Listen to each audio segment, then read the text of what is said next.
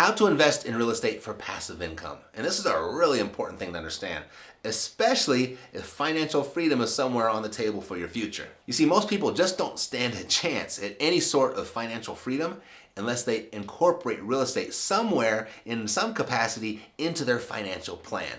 And I'm going to show you exactly how to do it. You ready? Let's go.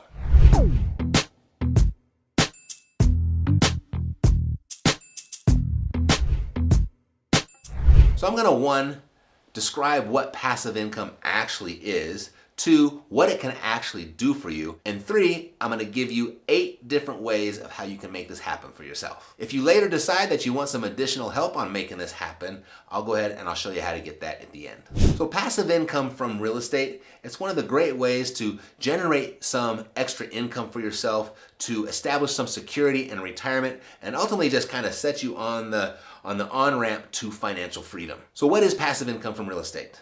Well, it's the income that real estate generates without your direct involvement. But the word passive is thrown around rather loosely because the amount of time and effort that's involved with various real estate investments, they can vary greatly. Now, it can become passive, it can become very passive, but ultimately it's not totally passive. So don't confuse the word passive income with uninvolved income. You want to stay in touch, you want to stay on watch. So why do you need passive income? Well, if you don't like working too much, it's a great thing to have because it doesn't require you to actively participate. And when you're receiving passive income, you get to really enjoy your life without having to work for somebody or even being accountable to somebody. So here are some of the ways that I know people have put passive income to use. They've used it to fund their child's college tuition. They've used it to pay off their debts. They've used it to build savings, and ultimately many use it to achieve financial freedom. So how do you invest in real estate for passive income specifically? There are many different ways, and it doesn't always mean that you have to become a landlord, unless you want to be. So right now I'm going to walk you through 12 different ways to create passive income from real estate. First, single family homes. It's kind of a no-brainer. It's a simple, easy way to start. It's something that everybody understands because it is really easy to understand. I mean, everybody needs a roof over their head, right? And everybody is paying for that roof. So why not pay you? So this is where you buy a property, you have a tenant move in, and they pay you for the right to live in your property. That's one way to create passive income in real estate. The second way are duplexes or triplexes or fourplexes. You see, 4 units or less are still considered residential properties. And if you've got a property with 1 person living in it paying you rent, then 2 is better, 3 is better, and 4 is even better than that. So keep that in mind. These are small little multifamily properties. Then number 3, there are apartment buildings. And this classification is given to properties with 5 units or more. So if 4 tenants were good, then 5 is better. That's more cash flow. But the bigger the property gets, the more intense the management of that property becomes. So if you don't want to be involved in property management, then this might not be the best fit for you. But if you really like the cash flow and big amounts of cash flow, and property management is just kind of a necessary evil thing to you that you're willing to tolerate, then it could be a great fit. Number 4 are commercial buildings. And these are typically multi-unit properties, not always, but instead of somebody paying you for the right to live there, they're paying you for the right to do business there. And the big upside to commercial properties is you'll typically get a longer standing tenant, and a tenant that has the means to stay a long time and actually make their payments consistently. And number 5, there are mixed use properties, and that's exactly what they sound like. They are mixed use. It's very common these days to see a storefront, like a little mini mall or a strip mall on a street, and then you see actual residential properties sitting on top. And these produce a fantastic income because you kind of got the best of both worlds. You've got residential tenants paying you rent for the right to live in the properties, and then you've got commercial tenants paying you rent for the right to do business in your property.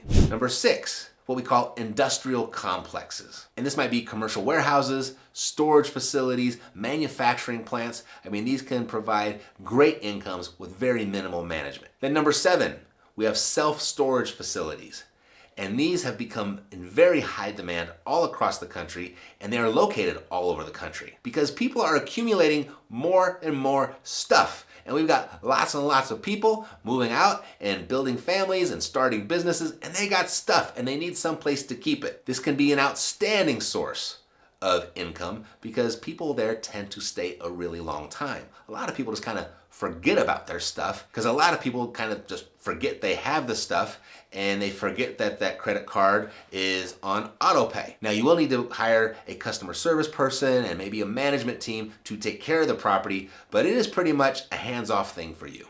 Now before I break down the next 5 ways to create passive income through real estate, if you're really, into this and you want to go deeper and you're taking this stuff seriously, make sure that you subscribe to the channel. Go ahead and click the subscribe button, because I post cool stuff like this each and every week on how to make money in real estate. And if that's what you want to do, you don't want to miss a single episode. So click the subscribe button. Number 8, mobile home parks. Now this is a really nice way to generate passive income too. You essentially purchase the land and then people come and park their mobile homes on your land in their lots, and they pay you rent for that use. Now because this investment is rather capital intensive, a lot of people participate with a real estate investing group or a fund that invests in mobile home parks. Then number 9, short-term rentals. Now these are properties, and it could be almost really any of the properties that we've mentioned up to this point. I guess you kind of have to remove the commercial properties from the equation, but anything that's residential can become a short-term rental. And what that is you are renting your property out by the day and not necessarily by the month or the year. And when you rent it out by the day, you can generate a lot more money for that property than if you had a traditional long-term tenant. The rule of thumb is a short-term rental can produce 3x, 3 times what a traditional tenant would be paying you for that property. Now with short-term rentals, they can be a little bit more expense intensive, they can be a little bit more labor intensive, but that can all kind of be outsourced as well. Either way, people are really moving towards short-term rentals because they are so lucrative, and that exchange between expenses and labor, not really an issue because they are so lucrative. Number 10, you've got real estate investment trusts. Now, this is a scenario where you're not actually owning the property outright. What you are doing is purchasing shares in a fund that owns the property outright. And a lot of these funds are now traded on Wall Street and are very easy to acquire. And the nice flexibility with these things is it doesn't take a lot of money to get involved, and they're essentially as liquid as your stocks are. So if you want to pull out, it's very easy to do so and get all your money back. And number 11, what we call note investments. And these aren't as commonly known. I mean, if you've been in real estate investing, then you certainly know what they are. But general population, Joe Public, not really a clue. You see, when banks, they go and lend money for people to purchase properties, what they're doing, that bank is holding a note on that property. And then the owner of the property makes payments to the bank. It's essentially a promissory note, right? It's a promise to pay. Now, this type of lending is not exclusive to banks. Private parties can do it as well. In fact, I own several properties where I hold the note on the property. I am the bank in that relationship. I sold those properties with seller financing, and my buyer now makes those monthly payments to me. It's been a great source of passive income, and I've got no management headaches. If the tenant were to call me, or I should say the buyer were to call me because the toilet blew up, my response is, not my property, it's your property. You're the owner. It's a nice way to get passive income without all the headaches of becoming a landlord. And number 12 is you could become a hard money lender. You see, real estate investors are looking for funds all the time, particularly when it comes to their fix and flips. And they don't always go to banks. They will go to other sources like hard money lending that specialize in those types of short-term loans. The nice thing about hard money lending, at least from my perspective, is I am a real estate investor and I use that property as collateral. So if that borrower were to default on the loan, I get to take over the property. And what's nice about that, before I lent them the money to purchase the property, I inspected the property. So I know exactly what type of property it is. And it might not be such a bad thing if that person were to default, because now I get this property at a discount, the discount that that buyer had already negotiated for me. But that's the worst case scenario. How it really plays out is they'll go ahead and they'll fix up the property, and then they'll flip the property to a new buyer. And once that new buyer comes in and pays for the property, I get my money back plus all of my interest and points. It's a really great way to create passive income for yourself without becoming a landlord either. So if you'd like to get started investing in real estate for passive income specifically, it might make sense for you to start with the conversation with Mercedes. So what you can do is you can go download her free investor package. It's got a bunch of pictures and numbers, and it's really colorful. It's really nice. You can download that for free, and after you grab that, you'll have the opportunity to book a time to have a conversation with her. And what she'll do, directly jump on the phone with you to brainstorm some ideas of what are the best ways for you to create passive income for yourself through real estate. It might be working with her directly. And if it's not, she'll let you know and she'll point you in a direction that might be a better fit. That's at cashflowsavvy.com. And when you're ready, you can just type that name into the browser. That'll take you right to the website. Or for your convenience, I'll go ahead and put that link down below in the description for you. Alrighty, that's it for today. Thanks for watching. I'll see you next time. Take care.